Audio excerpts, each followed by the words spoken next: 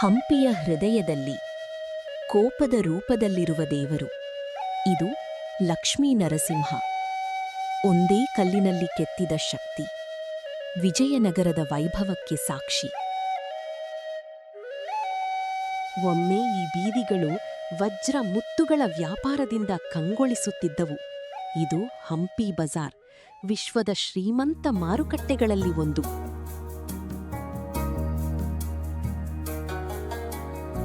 ಸಾಸಿವೆ ಕಾಳಿನಂತೆ ಕಾಣುವ ಈ ಗಣಪತಿ ಸರಳತೆಯಲ್ಲೂ ಶಕ್ತಿಯ ಸಂಕೇತ. ಪ್ರಾಚೀನ ಶಿಲ್ಪಕಲೆಯ ಒಂದು ಅದ್ಭುತ ರೂಪ. ಹಂಪಿಯ ಸೂರ್ಯಾಸ್ತದ ಸುಂದರ ನೋಟ. ಇದು ಹಿಮಕೂಟ ಬೆಟ್ಟ. ಸಣ್ಣ ಸಣ್ಣ ದೇವಾಲಯಗಳ ಸಮೂಹ. ಪ್ರಾಚೀನ ಕಾಲದ ಶಾಂತ ಸ್ಮರಣೆ. ಇಲ್ಲಿಂದ ಕಾಣುವ ವಿರೂಪಾಕ್ಷ ದೇವಸ್ಥಾನ ಭಕ್ತಿ ಮತ್ತು ಪ್ರಕೃತಿಯ ಸಂಗಮ. ಇದು ಕೇವಲ ಬೆಟ್ಟವಲ್ಲ, ಹಂಪಿಯ ಆತ್ಮವನ್ನು ಅನುಭವಿಸುವ ಸ್ಥಳ. ಇಲ್ಲಿ ಆರಂಭವಾಯಿತು ಹಂಪಿಯ ಭಕ್ತಿ ಪರಂಪರೆ. ಮೂಲ ವಿರೂಪಾಕ್ಷ ಸಾಮ್ರಾಜ್ಯದ ಆತ್ಮವೇ ಇಲ್ಲಿದೆ.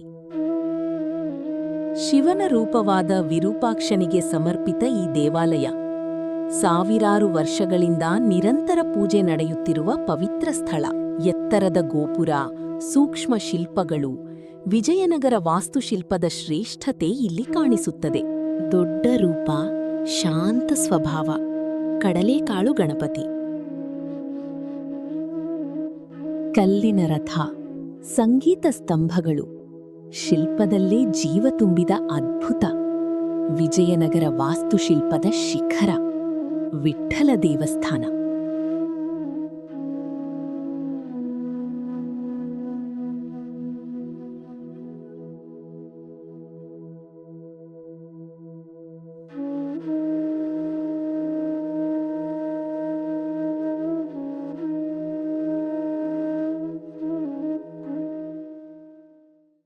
ರಾಜವಂಶದ ವೈಭವದ ಮೌನ ಸಾಕ್ಷಿ.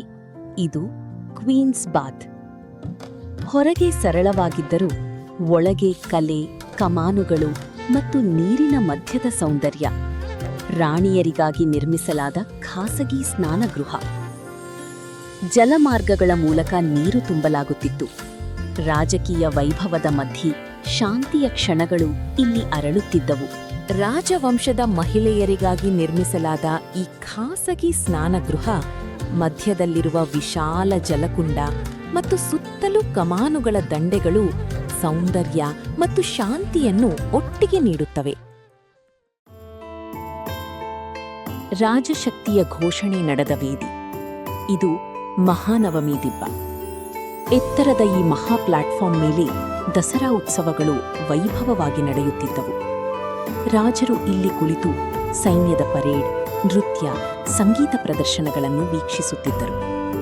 ಗೋಡೆಗಳ ಮೇಲಿನ ಶಿಲ್ಪಗಳು, ಆನೆಗಳು, ಕುದುರೆಗಳು, ನೃತ್ಯಗಾರರು ಸಾಮ್ರಾಜ್ಯದ ಶಕ್ತಿ ಮತ್ತು ಸಂಸ್ಕೃತಿಯನ್ನು ಜೀವಂತವಾಗಿ ಹೇಳುತ್ತವೆ.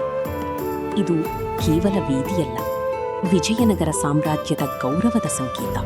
ಎತ್ತರದ ಹಂತಗಳಲ್ಲಿ ಏರಿದ ಈ ಪ್ಲಾಟ್ಫಾರ್ಮ್ ದಸರಾ, ಮಹಾನವಮಿ ಉತ್ಸವಗಳ ಕೇಂದ್ರವಾಗಿತ್ತು.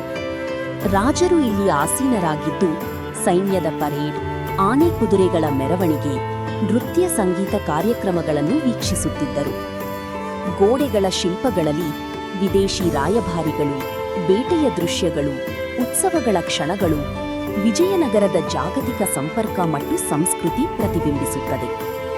ಇದು ಕೇವಲ ವೇದಿಕೆಯಲ್ಲ, ಒಂದು ಸಾಮ್ರಾಜ್ಯದ ಘನತೆ, ಶಿಸ್ತು ಮತ್ತು ವೈಭವದ ಘೋಷಣೆ.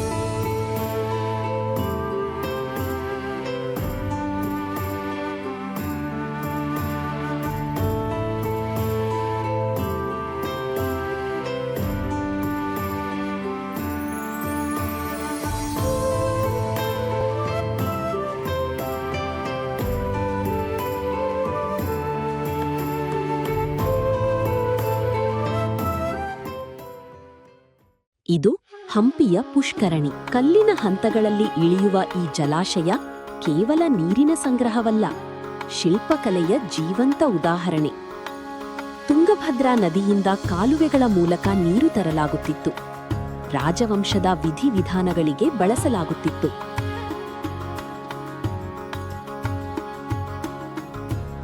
ಕಲ್ಲಿನ ನಡುವೆ ಅರಳಿದ ಒಂದು ಕಮಲ, ಅದೇ ಲೋಟಸ್ ಮಹಲ್. ಶಕ್ತಿ ಮತ್ತು ಸೌಂದರ್ಯದ ನಡುವಿನ ಸಮತೋಲನ.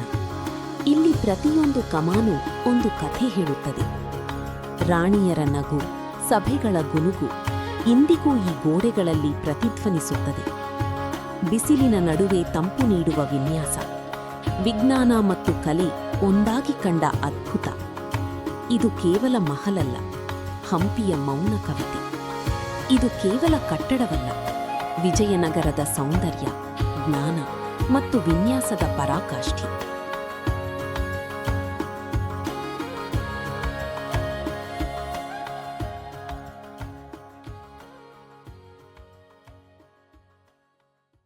ಆನೆಗಳಿಗೂ ಅರಮನೆಗಳಂತೆ ಮನೆ. ಇದು ಹಂಪಿಯ ಆನೆ ದಿಬ್ಬ. ಗುಂಬಜ್ಗಳ ಸಾಲು, ಕಮಾನುಗಳ ಸೌಂದರ್ಯ ರಾಜವಂಶದ ಆನೆಗಳಿಗೆ ನಿರ್ಮಿಸಿದ ವೈಭವದ ಸ್ಥಳ. ಭೂಗರ್ಭದಲ್ಲಿರುವ ಶಿವಾಲಯ, ರಹಸ್ಯ ಮತ್ತು ಭಕ್ತಿಯ ಸಂಗಮ. ನೆಲದಡಿ ಮೌನದಲ್ಲಿ ಅಡಗಿರುವ ಭಕ್ತಿ. ಇದು ಅಂಡರ್ಗ್ರೌಂಡ್ ಶಿವ ದೇವಸ್ಥಾನ. ಬೆಳಕು ಕಡಿಮೆ, ನೀರು ತುಂಬಿದ ಗರ್ಭಗುಡಿ, ರಹಸ್ಯಮಯ ವಾತಾವರಣ ಇಲ್ಲಿ ಮೂಡುತ್ತದೆ. ಶಿವನಿಗೆ ಸಮರ್ಪಿತ ಈ ಪ್ರಾಚೀನ ದೇವಾಲಯ ಭೂಮಿಯೊಳಗಿನ ಶಾಂತಿ ಮತ್ತು ಆಧ್ಯಾತ್ಮಿಕತೆಯ ಅನುಭವ ನೀಡುತ್ತದೆ. ಇದು ಕೇವಲ ದೇವಸ್ಥಾನವಲ್ಲ, ಹಂಪಿಯ ಮೌನದ ಒಳಗಿರುವ ಒಂದು ರಹಸ್ಯ. ಹಂಪಿಯ ಬಜಾರ್ಗಳಲ್ಲಿ ವಜ್ರಗಳನ್ನು ತೆರೆದ ಮಾರುಕಟ್ಟೆಯಲ್ಲಿ ಮಾರಲಾಗುತ್ತಿತ್ತು. 1565ರಲ್ಲಿ ನಡೆದ ಬ್ಯಾಟಲ್ ಆಫ್ ತಾಲಿಕೋಟ ಈ ಮಹಾಸಾಮ್ರಾಜ್ಯದ ಅಂತ್ಯವಾಯಿತು. ಶತ್ರುಗಳ ದಾಳಿಯಿಂದ ಹಂಪಿ ನಾಶವಾಯಿತು.